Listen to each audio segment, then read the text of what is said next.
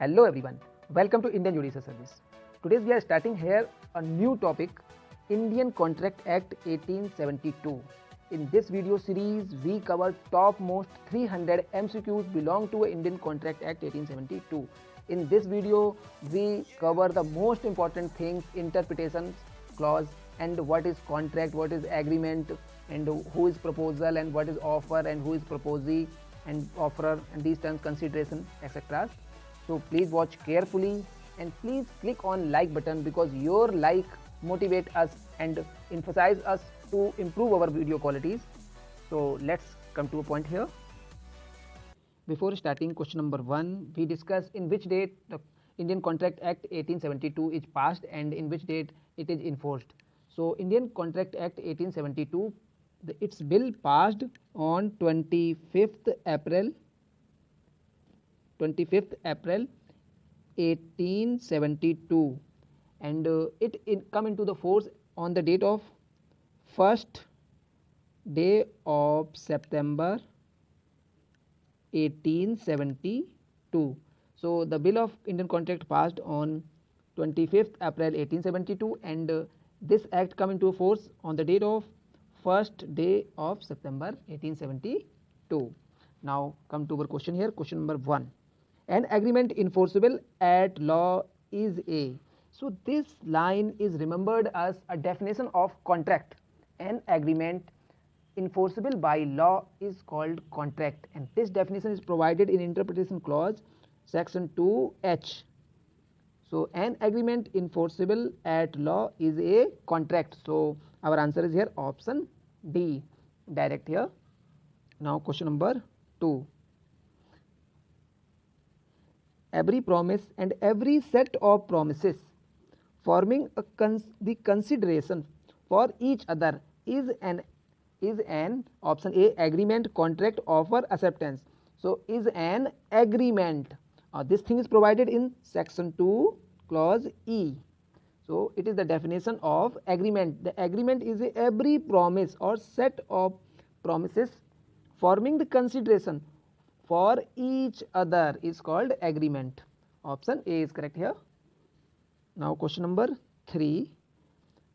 The promises which form the consideration or part of consideration for each other are called, option A here reciprocal promise, option B cross offer, option C here conditional offer, and option D here conditional promises. So our answer here option A reciprocal promise, and this thing is provided in section 2f. Section 2f deal with reciprocal promise. Reciprocal promise provided that the promise or every set of promises forming a consideration for each other is called reciprocal promise. So answer here option A. Now question number 4. An agreement not enforceable by law is stated to be void. So it is stated to be void contract in which section? Section 2D, section 2E, section 2F, section 2G. So section 2D dealing with consideration. So section 2D dealing with consideration, and section 2E dealing here agreement. It is dealing agreement, and 2F dealing, I just before this question we discussed, it is dealing with reciprocal promise. So it is reciprocal promise here, and 2G dealing with void agreement. So it is void agreement. So our answer is here option D. Now question number 5. The void agreement signify agreement illegal in nature. Option B here agreement not enforceable. This is very important here, not enforceable by law. And option C here agreement violating the legal procedure, and option D here the agreement against a public policy. So void agreement signify the agreement not enforceable by law. So our answer here option B. Question number 6. Offer as defined under section 2A is. So first of all important point is there, offer is defined in section 2A. So section 2A provided that the definition of proposal. So proposal and offer is the same thing here. So option A here, communication from one person to another. Option B here, suggestion by one person to another. Option C here, willingness to do or abstain from doing is an act in order to obtain the assent, this is very important, of other thereto. And option D, none of the above. So according to section 2A, the proposal is when one person signify to another person, which thing is signify? His willingness to do. So his willingness to do or abstain from doing. So his willingness to do or abstain from doing anything. So doing anything or with the view to obtain. So in order to obtain the assent. So with view to obtain the assent of that other person. Which person? Is offeree, means proposee. So assent of other thereto, other person, and such act or abstinent, he is said to make a proposal. This definition is provided in section 2A. So our answer is here option C, because option C is providing the definition of offer, not full definition but near to complete definition. So answer here option C. And what is the essential condition of valid offer? This is very important. The offer must be valid. So this thing here, because the communication one person to another person is not offer. Why it is not offer? Because of these elements. And the suggestion by one person to another, this is also not called offer. So what are the main important essential elements of offer? So these are the essential elements of offer. So first essential element is there, offer must be intended to create legal obligation. So this is very important. Every offer must be intended to create legal obligation. So in this point, the most important case is Walfour versus Walfour. Spelling here Valfour. Walfour versus Walfour, 1919 King Bench. So this in this case, the court decided that there is a dispute between the husband and wife. Husband promised to his wife he paid 70 euro per month, but after a few months he does not provide such money to his wife, and his wife institute a suit. But court decided in favor of his husband, because there is no valid obligation of husband. There is no legal obligation of husband to pay the wife per month $70. So this thing is there. So offer must be intended to create legal obligation. And second important point, the term of offer must be definite. So term of offer must be definite or capable of being made definite. So this is very important. Second point, term of offer must be definite. So third essential point of valid offer is an offer must be distinguished from invitation to offer. What is the invitation of offer? Whenever we went to any shop and there is a price list, this price list, what is the price list? The price list is a invitation of offer.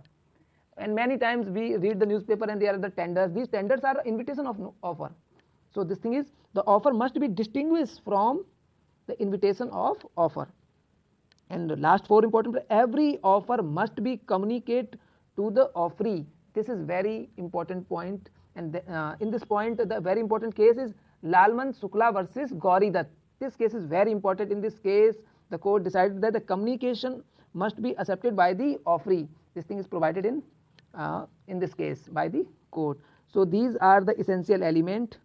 So first essential element, intended to create the legal obligation. Second important point in essential element is the offer must be definite. And third, the distinguished from invitation of offer. And fourth, every offer must communicate to the offeree. Now our question number 7. Under section 2B, if the person to whom the proposal is made signify his assent, the proposal is said to have been. So according to section 2B deal with promise. So section 2B deal with promise. What is promise? So in simple word, when offer is accepted by the promisee, it become promise. When offer is accepted by the promisee, it become promise. So according to section 2B, if the person whom the proposal is made signify his assent, the proposal is said to have been accepted and it become promise. So our answer is here option A here. Now question number 8. A proposal when accepted, it is clear here, a proposal when accepted it become promise. According to which section? Under section 2B. So answer is here option A. Now question number 9. When at the desire of promiser, this is clear here, it is the definition of consideration. When at the desire of promiser, the promisee or any other person has done or abstain from doing or does or abstain from doing or promises to do or to abstain from doing something, such act or abstinence or promise under section 2D is called, so it is called consideration for promise. So our answer is here option B. So once again please remember this definition and also remember the section. Many times the exam asked the question, examiner asked the question related to the definition of consideration is provided in which section. It is provided in section 2D, the 2D dealing with the consideration for promise. So our answer here option B. Now question number 10. The promises which from the consideration or a part thereof for each other under section 2F is called. So the 2F is provided the reciprocal promise. So it is the promise which from the consideration or part thereof for each other under section 2F is called reciprocal promise. And under which section? Under section 2F. So our answer is here option C. Now question number 11. Every promise or set of promises forming the consideration for each other under section 2E is called reciprocal promise, contract, agreement, none of the above. So our answer is here option C, it is agreement. Under which section? Under section 2E. 2E define the agreement, and agreement means every promise or set of promises forming the consideration for each other under section 2E is called agreement. Now question number 12. An agreement enforceable by law. So it is an agreement enforceable by law at the instance of one party. This is very important here. An agreement enforceable by law at instance of one party and not of other party under the section 2I is called option A here valid contract, option B here an illegal contract, option C here an void contract, and option D here a voidable contract. So it is clear here it is accepted by one party and not by the another party. So it is clear here it is a voidable contract. So our answer is here option D here. And voidable contract is deal in which section? Section 2I. 2I deal with voidable contract. Now question number 13. Which is correct? So first thing, in which statement is correct in given in following statement? First statement is proposal plus acceptance it become promise. Absolutely correct statement is when the proposal is accept it become promise. Now second, promise. So such promise is here promise plus consideration is called agreement. Yes, when promise and the any person promisee start a consideration it become agreement. So it is also correct statement here. An agreement enforceability contract. Yes, it is a clear definition of contract. An agreement enforceable by law is called contract. According to which section? Section 2H. So this statement also correct. So all these statements are correct. So our answer is here all of the above, option D. Now question number 14. In a valid contract, what comes first? Option A enforceability, option B acceptance, option C promise, and option D proposal. So it is clear here in valid contract first of all start with proposal and after that it accepted it become promise, and when promise plus consideration it become agreement, and agreement enforceable by law it become contract. So it is clear here the valid contract what's come first? So first proposal. So our answer here option D. Now question number 15. Under section 2C the promiser is the a person who makes the proposal, option B the person who accept the proposal. Option C, a person who makes the promise, and option D, the person whom the proposal is made. So it is clear here according to section 2C. Section 2C define the promiser and promisee. So promiser is a person who make proposal, and a person who accept proposal is called promisee, and a person who make the proposal is called promiser. It is defined in section 2C. So our answer is here option A. So now finish this video. In next video we cover another 15th question. And if you like this video, please click on like button, because your like is motivate us. Thank you for watching Indian Judicial Service.